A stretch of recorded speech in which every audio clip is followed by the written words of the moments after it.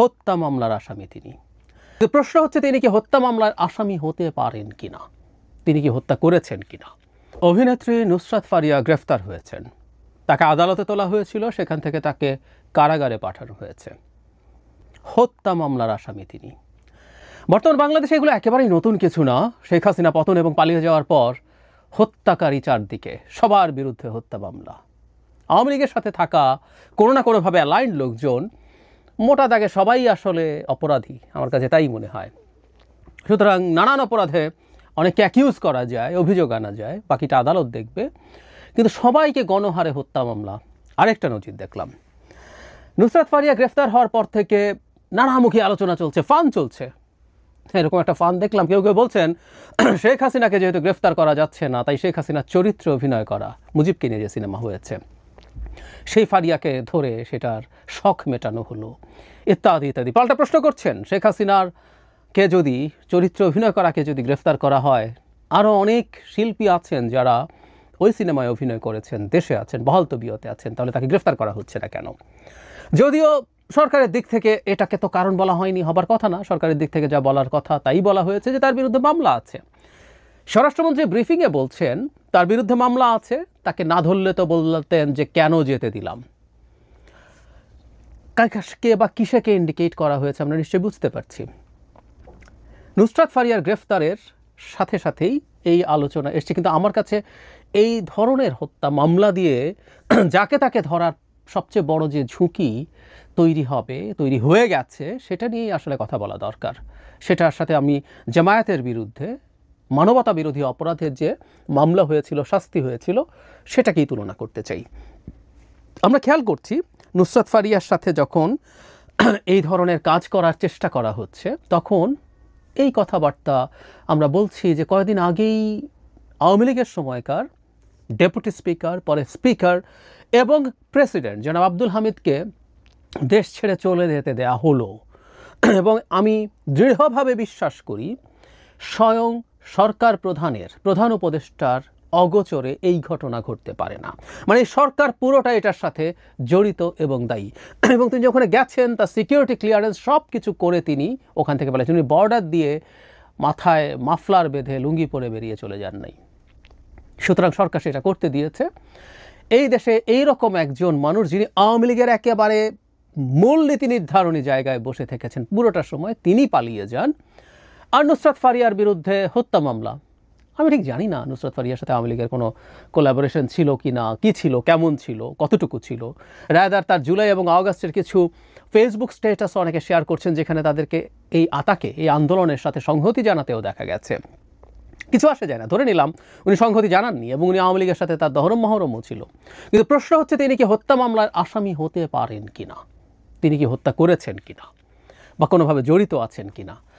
চাইলেই হত্যা মামলা যে করে দেয়া যায়, সরকার যে দায়ী করছে বা বলছে কেউ যদি মামলা করে আমরা কি করব, আমরা তো করি নাই, এগুলো ফালতু কথা।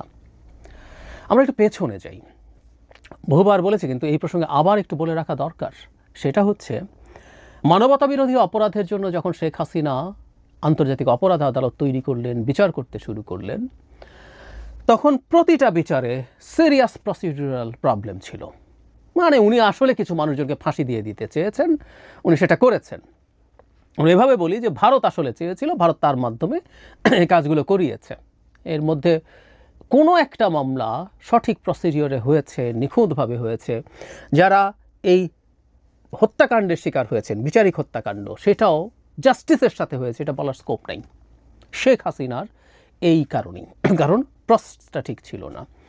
ফলে যেটা দাঁড়ালো, পরবর্তীতে এসে জামায়াতের পক্ষে এই ন্যারেটিভ এখন বাজারে চালু করা সহজ হলো যে তাদের ওপরে অন্যায় করা হয়েছে, অন্যায়ভাবে তাদেরকে ফাঁসি দেওয়া হয়েছে। আবারও বলছি, প্রসেসটা অন্যায়। এবং এখন তাদের এই অপরাধগুলো যে তারা কেউ করেননি, কোনোভাবে জড়িত ছিল না, এই আলাপ তোলাও সম্ভব হচ্ছে। এখন প্রশ্ন হচ্ছে, জামায়াতের যেসব নেতাকে ওখানে নেওয়া হয়েছে সবার ইকুয়াল অপরাধ ছিল না, ইনভলভমেন্ট ছিল না, কিন্তু কোনো নেতা কি ওই সময়ে মানবতা বিরোধী অপরাধের সহযোগী ছিলেন না? আমাদের হিস্ট্রি বলে ছিলেন। হিস্ট্রি, আবারও বলছি, এটা হলো একটা পারসেপশন, হিস্ট্রির আলাপ আমরা করব, কিন্তু বিচার দেওয়ার ক্ষেত্রে সেটার প্রসেস আছে, সেই প্রসেস অনুযায়ী কাজ হবে। কিন্তু একটা ভুল প্রসেসের কারণে জামায়াতের পক্ষে এখন এই আলাপ তোলা সম্ভব হয়েছে ওই বিচারটাকে ইন্ডিকেট করে।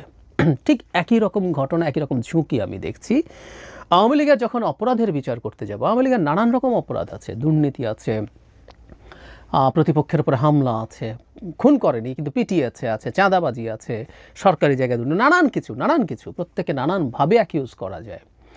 কিন্তু প্রত্যেককে হত্যা মামলা দেওয়ার মাধ্যমে ওই অপরাধগুলো আসলে খেলো হয়ে পড়লো। দিনের শেষে দেখা যাবে এই মামলাগুলো আদালতে টিকবে না, এবং আমরাও চাই না বর্তমান বাংলাদেশে আদালত কোনো রকম কোনো মিথ্যা মামলাকে এন্টারটেইন করুক।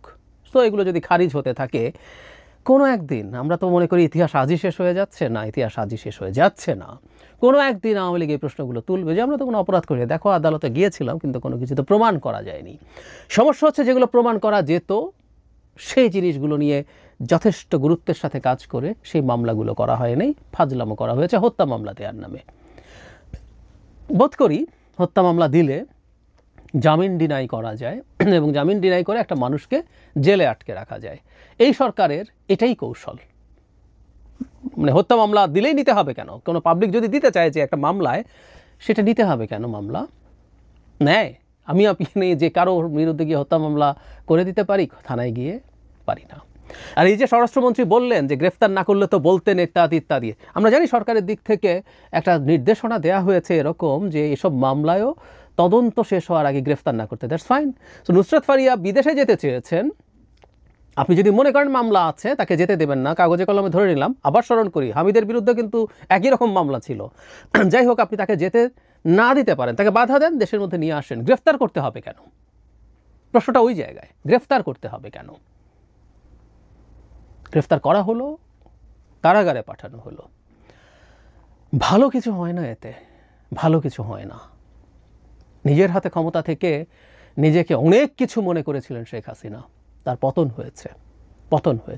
এবং শেখ হাসিনা পতন করিয়েছিলাম আমরা, আমাদের সমাজের সকল নাগরিক তার হিউম্যান রাইটস, সিভিল এবং পলিটিক্যাল রাইটস উপভোগ করবে। এই জন্য সেটা আওয়ামী লীগও বহুবার বলেছি। বিচারে আমরা শেখ হাসিনার জন্য বিচার চাই, শেখ হাসিনার জন্য ন্যায় বিচার, ইনসাফ চাই, সঠিক প্রসেসে একটা বিচার তার জন্য নিশ্চিত করতে চাই। তাতে তার ভয়ঙ্কর শাস্তি হতে পারে, ফাঁসি হতে পারে, সেটা পরের কথা। কিন্তু এই জায়গায় কোনো খুঁত আমরা রাখতে চাই না। আমরা যদি এসব করে বেড়াই, সেই আওয়ামী লীগের গায়েবী মামলার সাথে কি পার্থক্য হলো? করছি, এবং সরকারের সায়ও আছে দেখছি। আমি জানি না, আমি ইদানিং আর সরকারকে আহ্বান জানি না। আওয়ামী লীগের সময়টা বলতাম, আমি সরকার কিছু বলছিলাম, জাস্ট জনগণকে বলছি জাস্ট জিনিসটা দেখে রাখুন। আমি ওই সরকারের প্রতি আসলে তেমন কোনো আহ্বান এখন আর জানাই না, কারণ আমি দেখছি এই সরকার ইনক্রিজিংলি প্রচুর শোরগোল হয়েছে না এই মামলাগুলো নিয়ে, কোনো কেয়ার করেছেন তারা ইনক্রিজিংলি তারা যা মনে করছেন, যেভাবে মনে করছেন তাই তারা করার চেষ্টা করছেন, সেদিকে এগিয়ে যাচ্ছেন, কাউকে কোনো পাত্তা টাত্তা দিচ্ছেন না। একটা সময় তারা রেসপন্ড করতেন, মানুষের কথা শুনতেন, মানুষের সাথে কমিউনিকেট করতেন টু সাম এক্সটেন্ট, যে মানুষ কোথায় কী বলছে, টকশোতে কী বলছে, ফেসবুকে কী বলছে, অন্য জায়গায় কী বলছে, সেগুলোতে গুরুত্ব দেওয়ার চেষ্টা করতেন, সেটা অনুযায়ী রেসপন্ডও করতে দেখেছি। কিন্তু আস্তে আস্তে তারা সেই জায়গাগুলো থেকে সরে আসছেন। ক্ষমতার বয়স যত বাড়তে থাকে তখন সম্ভবত এই পরিস্থিতিগুলো তৈরি হয়। সো একটা সরকার 9-10 মাস না যেতেই যদি এটা হয়, একটা সরকার শেখ হাসিনা যদি 15 বছর ক্ষমতায় থাকেন, তিনি আমরা বলি না যে আইভরি টাওয়ারে চলে গিয়েছিলেন, সেটা তো অনিবার্য। এই সরকার তো 15 বছর না, 15 মাসের দিকে যেতে থাকলেই আমার মনে হয় তারা এই ব্যাপারগুলোতে আরও বেশি রিলাক্টেন্ট হবে এবং আমাদেরকে অবাক করে দেবেন। বটম লাইন, একটা নির্বাচিত জনগণের কাছে জবাবদিহি করতে এমন একটা সরকার আসলে আসতে হবে। আমি আজকে সকালের ভিডিওতেই বলেছিলাম যে এই সরকারের একটা বড় সমস্যা হচ্ছে ওকে নির্বাচন করতে হবে না। সুতরাং মানুষ কীভাবে দেখলো, কী দেখলো, কেমনভাবে দেখলো, সেটা তার বিষয় না। আবার একটা কথা একই সাথে জরুরি, মানুষ যদি কোনো কিছুকে, অন্যায় কোনো কিছুকে পছন্দও করে, রাষ্ট্রের জায়গা থেকে, সরকারের জায়গা থেকেও আবার সেটা করা যায় না। নুসরাত ফারিয়াকে গ্রেফতার করা যদি এমন হয়, কাগজে কলমে বলছি 50%-এর বেশি মানুষ সমর্থন করে বা পছন্দ করে, তারপরও এটা করা যাবে না, কারণ রাষ্ট্রের কাজ হচ্ছে ন্যায় বিচার নিশ্চিত করা। সবচেয়ে ভয়ঙ্কর শত্রুর বিরুদ্ধেও কোনো অভিযোগ থাকলে সেটার ন্যায় বিচার নিশ্চিত করা, কারো উপরে যাতে কোনো রকম অবিচার না হয়।